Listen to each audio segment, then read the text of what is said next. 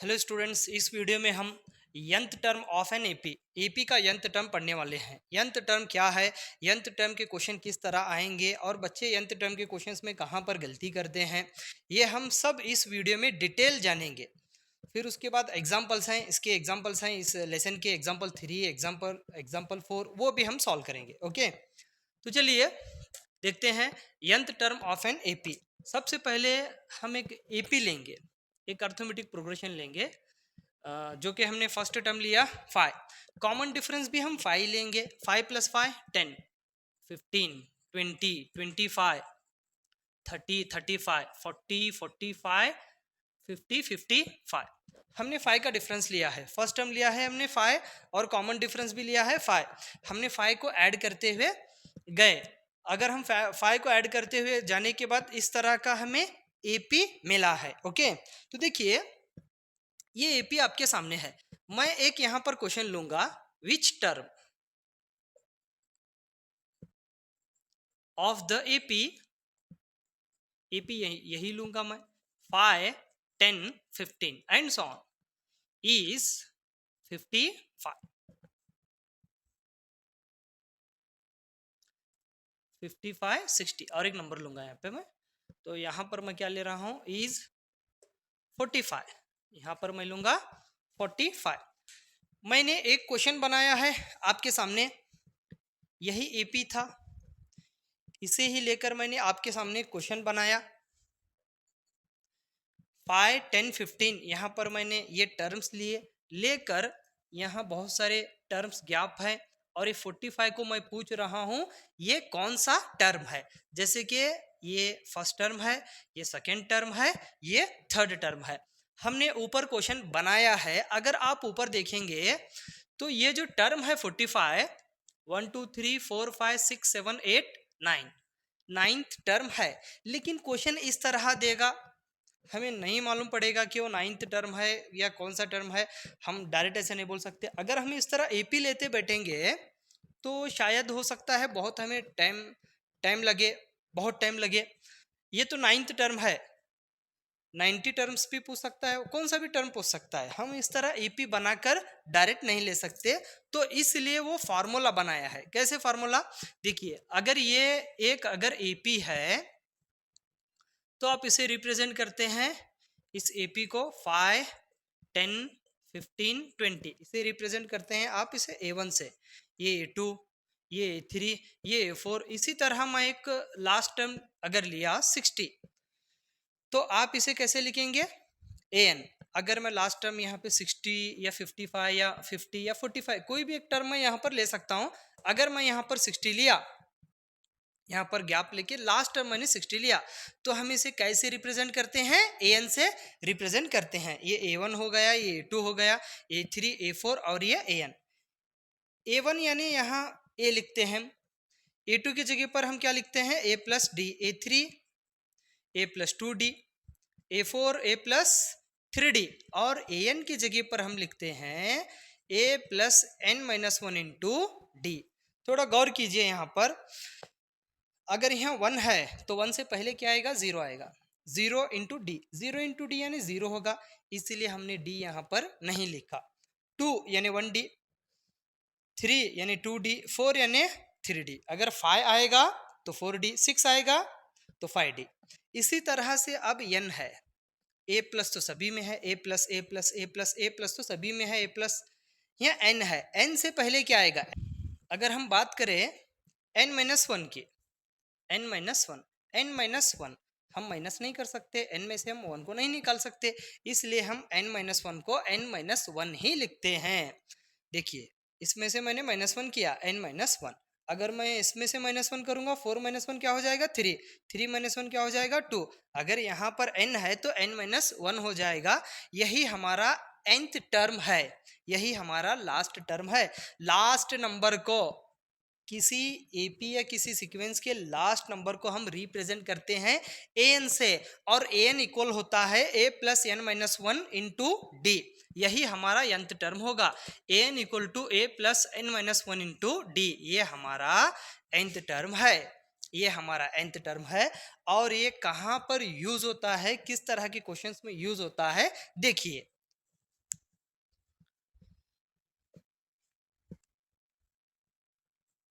यहाँ हमने क्वेश्चन बनाया है,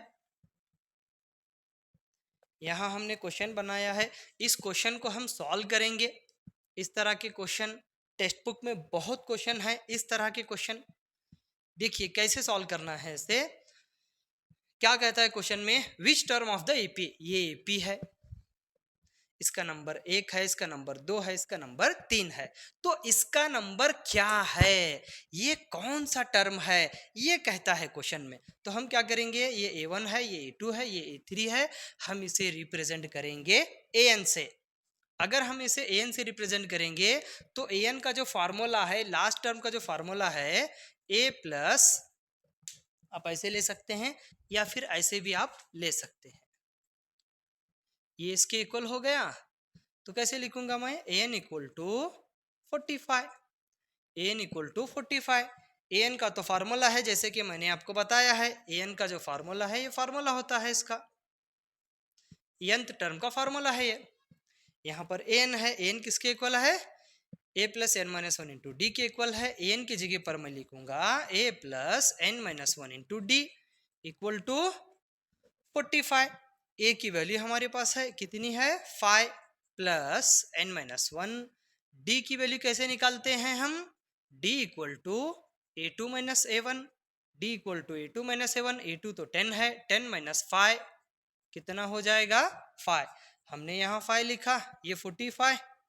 अब हम इसको मल्टीप्लाई नहीं करेंगे, हमें n को फाइंड करना है, हम इसे मल्टीप्लाई करने की जरूरत नहीं है। मल्टीप्लाई करके भी आप आंसर ला सकते हैं, मल्टीप्लाई नहीं करेंगे तो आसानी से आंसर आ जाएगा। आपने +5 को उधर लेकर गया, -5 हो गया, 45 माइनस 5 कितना होगा, 40। इसको हम क्या करेंगे, एज इट इज रखेंगे, ऐसे हमने इसको एज इट इज रखा, +5 को उधर लेकर गया, -5, ये 40 हो गया। फिर ये इंटू में है, डिवाइड में चला जाएगा, इसको कट कीजिए, 5 1 जा 5, 5 8 जा 40, n minus one, n equal to 8, -1 को अगर आप उधर ले जाएंगे तो +1 हो जाएगा, n equal to 8 + 1, n equal to 9। तो n इक्वल टू 9 हो गया। यहाँ पर देखिए 1 2 3 4 5 6 7 8 9, ये टर्म का नंबर कितना है, 9। तो n की वैल्यू कितनी निकल कर आ गई, 9 निकल कर आ गई। अगर मैं क्वेश्चन इस तरह लूंगा, 5 10 15 लेकर लास्ट टर्म मैं लूंगा 60, तो n की वैल्यू 100% कितनी आएगी, 9 के बाद क्या आता है, 10 11 12, n की वैल्यू 12 आएगी, 100% आएगी। वो भी मैं आपको सॉल्व करके बताऊंगा। ये इस तरह क्वेश्चन बनाकर हम जो सॉल्व करते हैं तो वेरिफिकेशन भी हो जाता है क्वेश्चन में ही, हम क्वेश्चन को, क्वेश्चन क्या कह रहा है हम अच्छे से समझ सकते हैं। ओके, तो देखिए अब मैं क्या करता हूं, यही क्वेश्चन 45 के जगह पर, 45 के जगह पर मैं क्या ले रहा हूं, 60 ले रहा हूं। मैंने 60 लिया, 60 लेने के बाद यहां पर मैं लिखूंगा 60, 45 के जगह पर मैं लिखूंगा 60,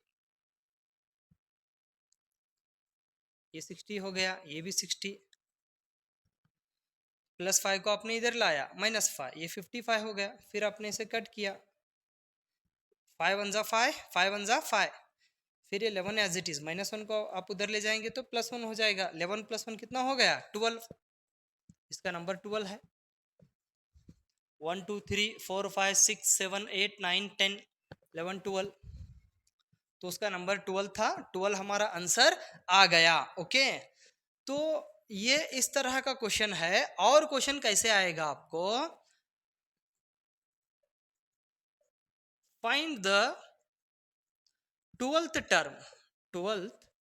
टर्म ऑफ द एपी।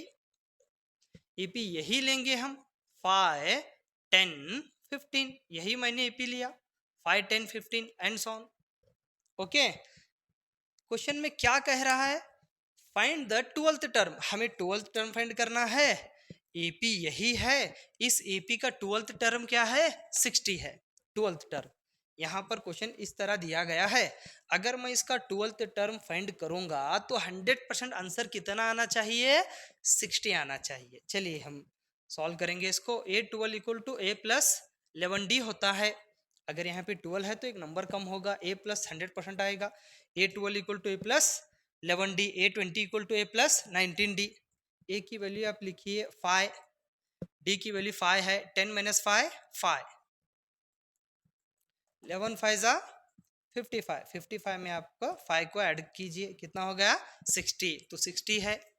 इस तरह आप क्वेश्चन बना बनाकर स्टार्टिंग में ही सॉल्व करेंगे तो आगे के क्वेश्चन क्या है आपको अच्छे से समझ में आएगा, आपको डिफिकल्टी नहीं होगी। ओके, तो इस एपी का मैंने 12th टर्म फाइंड किया, वो कितना आ गया 60। अगर मैं 11th टर्म फाइंड करूंगा तो कितना आएगा 55। अगर मैं 10th टर्म फाइंड करूंगा तो कितना आएगा 50 आएगा। इस तरह से हम सीक्वेंस को बनाकर, एपी को बनाकर एन को फाइंड कर सकते हैं, या फिर इस तरह के क्वेश्चंस ले सकते हैं, या फिर इसमें ए को डी को हम क्वेश्चन को घुमा फिरा कर सॉल्व कर सकते हैं।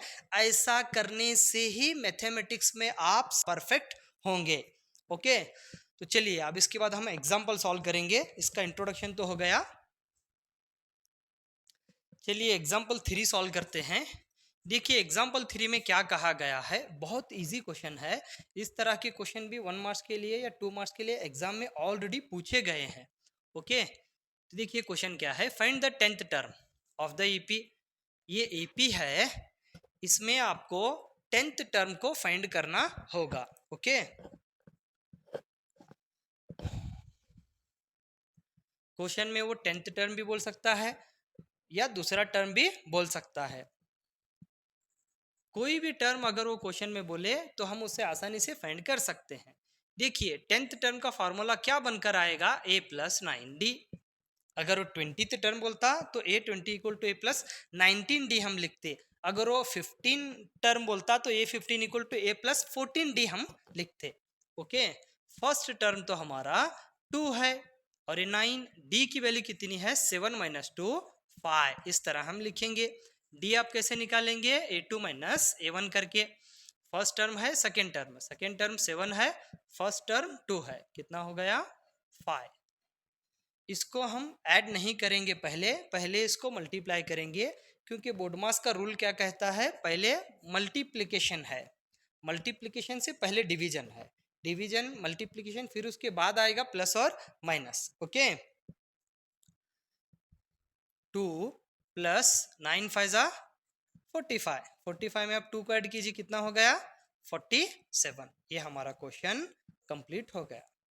ओके, तो A10 छोड़ के अगर हम इस क्वेश्चन का A12, A13, A15 कोई भी टर्म भी हम मालूम कर सकते हैं प्रैक्टिस के लिए। और आप इसे वेरीफाई अगर करना चाहते हैं, वेरीफाई तो इस तरह वेरीफाई कर सकते हैं। 2 7, 2 में कितने ऐड किए हम 5, 2 plus 5 7, 7 plus 5 12, 12 plus 5 12 plus 5 17, 17 plus 5 22, 22 plus 5 27, 27 में 5 को ऐड कीजिए 32, 32 37 42 47, इस तरह से टर्म्स निकल कर आएंगे। काउंट कीजिए इसको 1 2 3 4 5 6 7 8 9 10, तो 47 जो है वो 10th टर्म है। तो 47 जो है 10th टर्म है। इस तरह हम वेरीफाई भी कर सकते हैं। देखिए ये जो टॉपिक है, ये टॉपिक में जितने क्वेश्चंस हैं, अगर आप उतने ही क्वेश्चन सॉल्व करेंगे तो आप 100% परफेक्ट होने के चांसेस नहीं है। आप एक लेसन पढ़ेंगे, पूरे क्वेश्चन सॉल्व करेंगे, फिर आगे जाएंगे, 2 या 3 महीने के बाद फिर आप ये भूल जाएंगे। ओके, तो इसको कैसे पढ़ना है कि हम आगे 2 या 3 महीने नहीं, 6 महीने के बाद जाने के बाद भी हम इस लेसन को नहीं भूलें। तो क्या करेंगे आप जो है इस तरह के जो क्वेश्चन होते हैं उसे घुमा फिरा के सॉल्व करेंगे। अगर आप क्वेश्चंस को घुमा फिरा कर सॉल्व करेंगे, क्वेश्चन ऐसे भी आ सकता है, ऐसे भी आ सकता है, ऐसे भी बन सकता है, अगर आप ऐसे करेंगे तो लेसन में ही पूरा परफेक्ट हो जाएंगे, तो आप लेसन नहीं भूलेंगे। ओके, तो देखिए ये जो क्वेश्चन है एग्जाम्पल 3 को इस तरह हमने सॉल्व किया। एग्जाम्पल 3 को और कौन से तरीके से पूछ सकता है, वो ऐसे भी पूछ सकता है एग्जाम्पल 3 को। 10th टर्म जो है हमारा जो 10th टर्म है वो है 47। ओके, इसी क्वेश्चन को वो अगर इस तरह पूछा, विच टर्म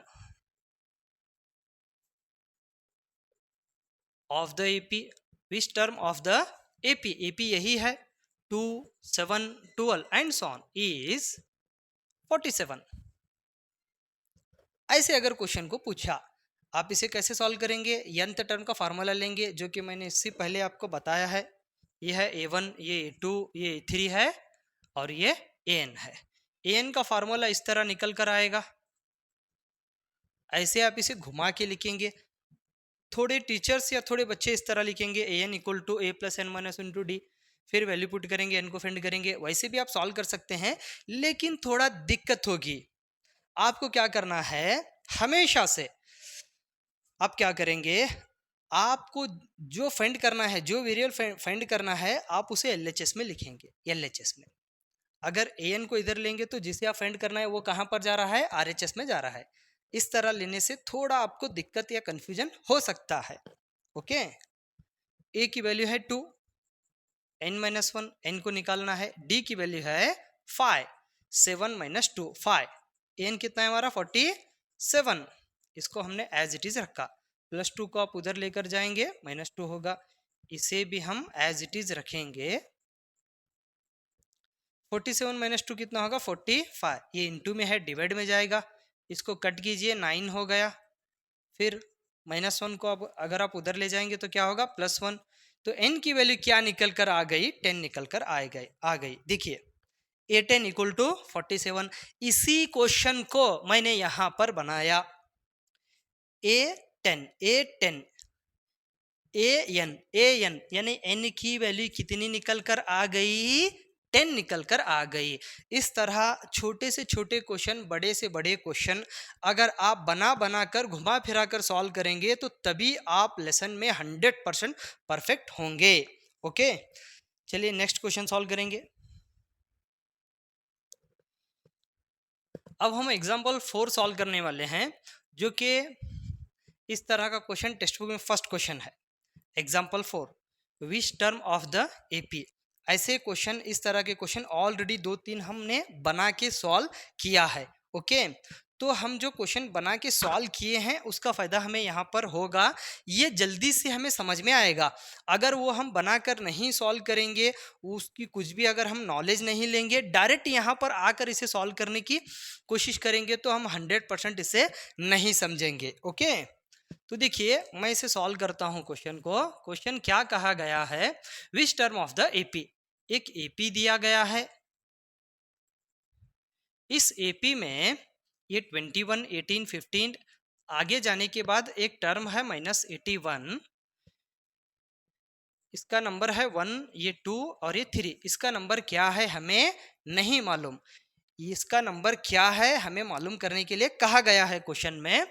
और आगे क्या कहता है, ऑल्सो इज एनी टर्म, और एक टर्म है ऐसे ही है, जैसे -81 है जो कि नहीं पता उसका नंबर क्या है, वैसे ही 0 भी एक टर्म है, उसका नंबर भी हमें नहीं मालूम। ओके, इसका भी नंबर बताना है। फिर give reason for your answer, आपका जो आंसर आएगा उसका रीजन भी बताना है। ओके, तो हम क्या करेंगे, देखिए an तो 2 हो गए,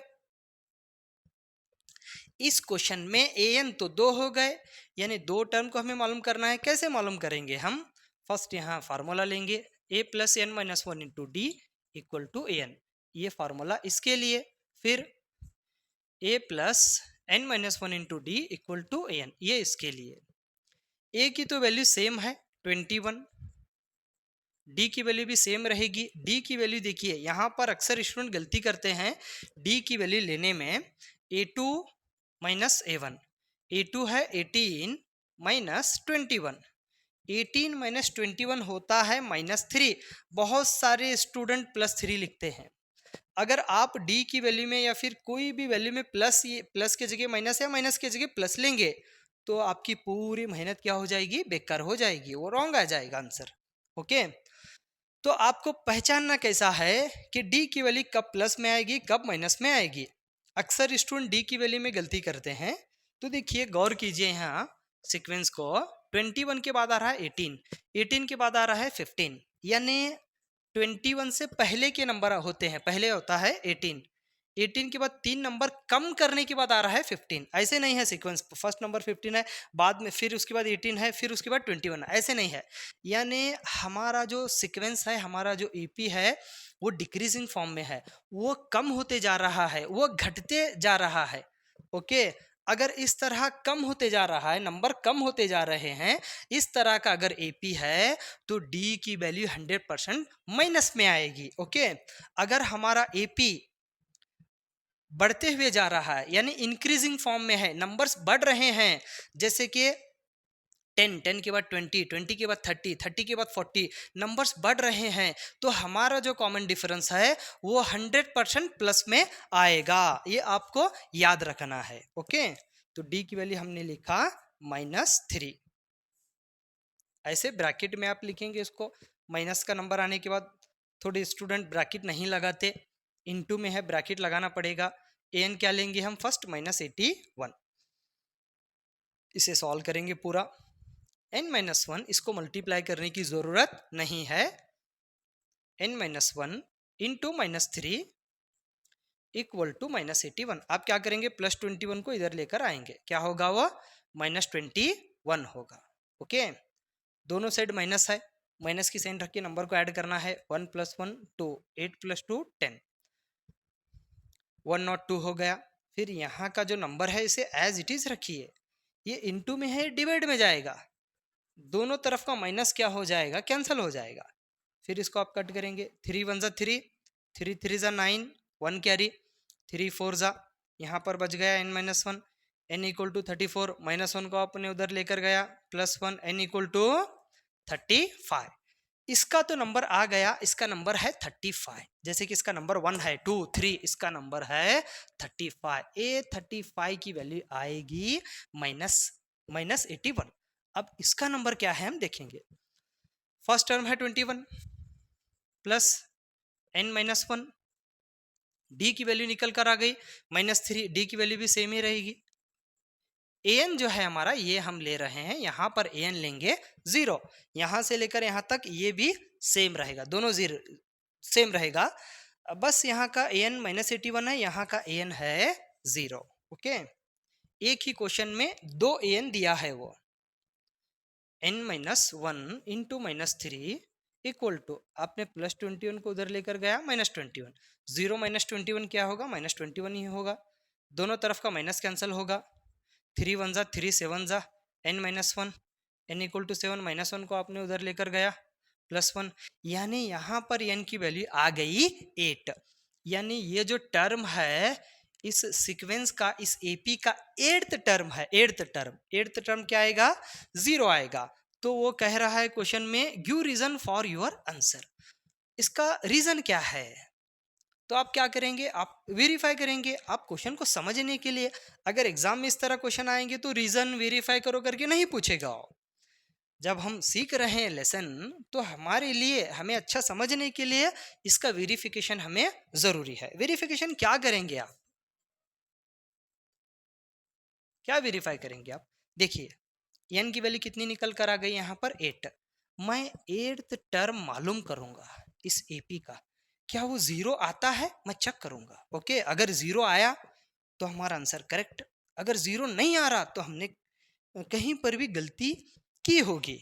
ओके, तो a8 = a + 7d। A first term, a की वैल्यू कितनी है, 21, यही सीक्वेंस है, यही लेना है हमें। 7, डी की वैल्यू है -3, डी की वैल्यू है -3। Okay, 21 plus into minus, -7 3 = 21, 21 - 21 0। तो a8 हमारा क्या आ गया, 0 आ गया। यानी हमने जो सॉल्व किया है वो 100% करेक्ट सॉल्व किया है। n की वैल्यू अगर 8 है, 8th टर्म अगर 0 है, तो अगर हम 8th टर्म को अगर मालूम करेंगे, फाइंड करेंगे, तो क्या आना चाहिए, 100% 0 आना चाहिए, और 0 तो आ रहा है। ओके, तो इसी तरह हम इस सीक्वेंस का a35 मालूम कर करके देखेंगे। अगर a35 अगर हमने मालूम किया तो कितना आना चाहिए आंसर उसका, -81। ओके, अगर इसका स्क्रीनशॉट लेना चाहते हैं तो ले सकते हैं आप। a35 = a + 34d। ए की वैल्यू है 21, 34, डी की वैल्यू है -3। 21 को हमने एज इट इज रखा, प्लस इंटू माइनस, -34 इंटू 3 करेंगे, 102 आ गया। 102 में से 21 को निकालेंगे, ये आ गया -81, यानी A35 जो हमने सॉल्व किया था, n की वैल्यू 35 आई थी, वो 100% करेक्ट है। क्या आप ये क्वेश्चन क्या कह रहा है, आपको क्या समझाने की कोशिश कर रहा है, क्या आपको समझ में आया? अगर आपको अच्छे से समझ में आया, मेरा एक्सप्लेनेशन अगर अच्छे से समझ में आया, तो आप कमेंट कीजिए, ओके। अब दूसरे तरीके से भी आप वेरिफिकेशन कर सकते हैं, वो भी आपके नॉलेज के लिए ज़रूरी होगा, वो भी मैं आपको बताऊंगा। इसका और एक तरीका क्या है वेरीफाई करने के लिए, आगे हमें बहुत काम आने वाले हैं ये मेथड, ये वेरिफिकेशन के जो मेथड हैं आगे बहुत हमें काम आने वाले हैं। देखिए गौर कीजिए, इस क्वेश्चन को मैं कैसे ले रहा हूँ। 21, 3 नंबर कम हो गए, फिर 18 आ गया, फिर 15 आएगा, फिर 12, 12 के बाद आएगा 9, 6, 3, 0, -3, -6, -9, -12, -15, -18, -21, -24, -27, -30, -33, 3 नंबर मैं कम करते हुए जा रहा हूँ, -36, -39, -42, -45, -48, -51, -54, -57, -60, -63, -66, -69, -72, -75, -78, -81। देखिए गौर कीजिए, मैं आपको क्या समझाने की कोशिश कर रहा हूं। मैंने ये जो एपी था इसको मैंने कहां तक लिया, ये -81 आने तक मैं इसको लिया। अब हम नंबर काउंट करेंगे, 1 2 3 4 5 6 7 8 9 10 11 12 13 14 15 16 17 18 19 20 21 22 23 24 25 26 27 28 29 30 31 32 33 34 35 35, यानी 35 का जो नंबर है, 35 जो टर्म है वो कितना है, -81 है। ये भी एक तरीका है वेरीफाई करने का। हम क्वेश्चन सॉल्व करेंगे, टीचर कैसे सॉल्व करते हैं, टीचर का देखेंगे, हम सॉल्व करेंगे, वही मेथड कॉपी करेंगे, वो जैसे जैसे सॉल्व करते हैं वैसे ही हम सॉल्व करेंगे। थोड़ा डिफरेंट टाइप का क्वेश्चन आ गया, हम उसे नहीं सॉल्व करें, ऐसा नहीं होना चाहिए। आप परफेक्ट कैसे होंगे, क्वेश्चन को क्या करेंगे, आप घुमा फिरा के सॉल्व करेंगे। क्वेश्चन कैसे बनता है वो आप जानेंगे। अगर क्वेश्चन कैसे बनता है अगर आपको मालूम पड़ गया, तो आपको मैथ्स में परफेक्ट होने से कोई भी नहीं रोक सकता। 100% आप मैथ्स में परफेक्ट होंगे, ओके। अगर आपके बड़े सपने हैं, अगर आप आगे जाना चाहते हैं, बहुत आगे जाना चाहते हैं, तो जितना है उतना ही मत पढ़िए, एक्स्ट्रा भी नॉलेज हासिल कीजिए, इसका फायदा आपको आगे होगा, ओके। तो वीडियो पसंद आए तो मेरे चैनल को सब्सक्राइब कीजिए, अपने फ्रेंड्स में शेयर कीजिए, कमेंट्स कीजिए। चलिए मिलते हैं नेक्स्ट वीडियो में। Thank you.